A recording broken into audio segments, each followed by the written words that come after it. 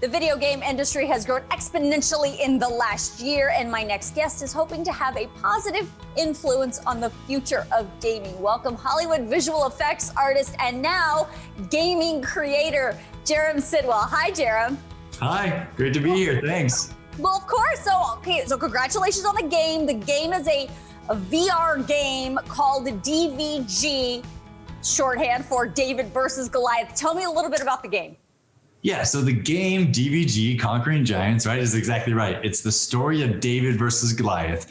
You're the young shepherd boy, you take on the Goliath, the giant, and it's all inside of this headset, which you put on and you have these little controllers that go in your hands, and you get to sling your way through wolves, lions, bears, and a giant to victory. Okay, so VR games are like an animal in and of themselves, right? So why did you choose that type of game instead of like a regular, controller game? What I love about VR is that it's super immersive. The input is one-to-one, right? If I go like this in the game, then I'm throwing my rock. If I pull the slingshot back and let go, when that bear gets angry and throws his beehive at me, I actually have to physically dodge.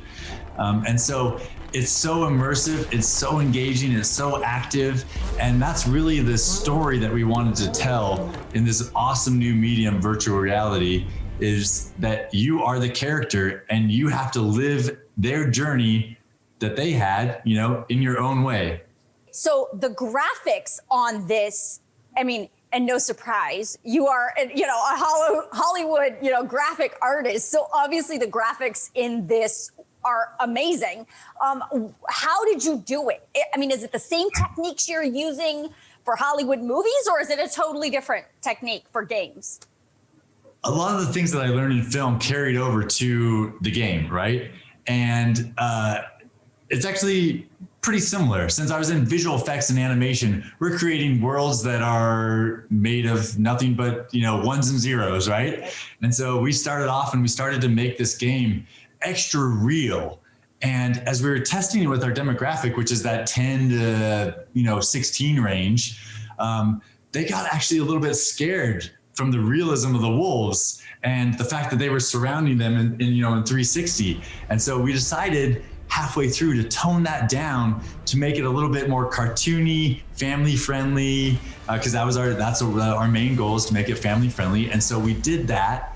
And we've got a huge response where they're like, yeah, it's actually just kind of fun. I don't feel super scared in there, and it's immersive and really engaging. Isn't that incredible that the technology mixed with your artistry and skill is so advanced that something like that could actually scare someone because it's so realistic? That's incredible.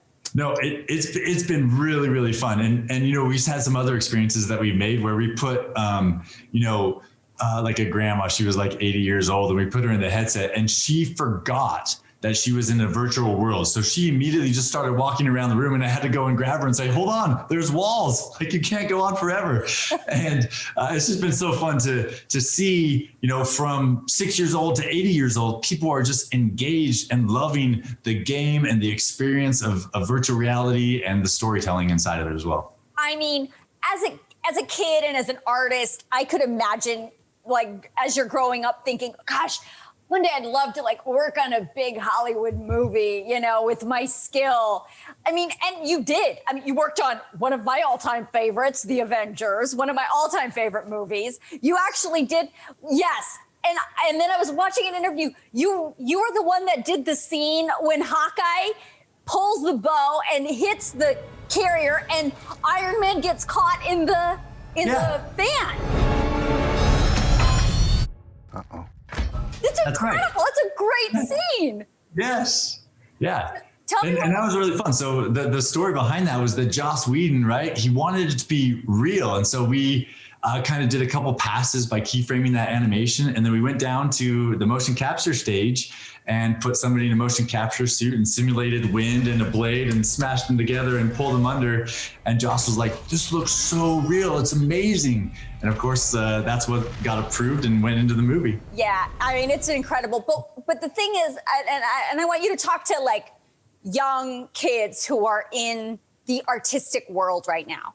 I mean, the fact that your career, you were able to do something so cool like that, and now you're creating your own video game. That's literally every kid's dream. So what could you say to young kids, not just about, you know, your video game, which we'll close with, but for them as they move forward in their lives?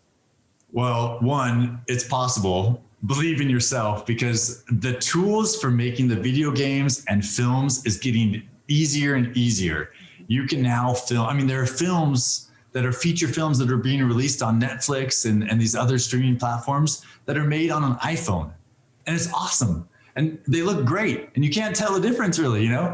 And so just keep building stuff now. If you want to get into film, make some short films. If you want to get into games or into visual effects and animation, start making stuff. There's a lot of free softwares out there to get into it. And you know, keep at it, because this was a big dream of mine. And after years of hard work, like, we're here. Yeah, we're here. Okay, so the VR game is called DvG Conquering Giants.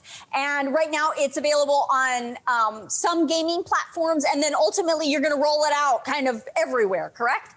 Yeah, exactly. So follow dvgthegame.com. That's the website, and we'll have the release dates there. But currently it's on Steam. So if you have an HTC Vive or, you know, a Valve Index or an Oculus Rift headset, you can get it there. And soon it'll be available on Oculus Quest, Oculus PC, and PlayStation VR. But you can follow all of that on dvgthegame.com. All right. Jarom, nice to meet you. Congratulations on the new game. Yeah, thanks so much.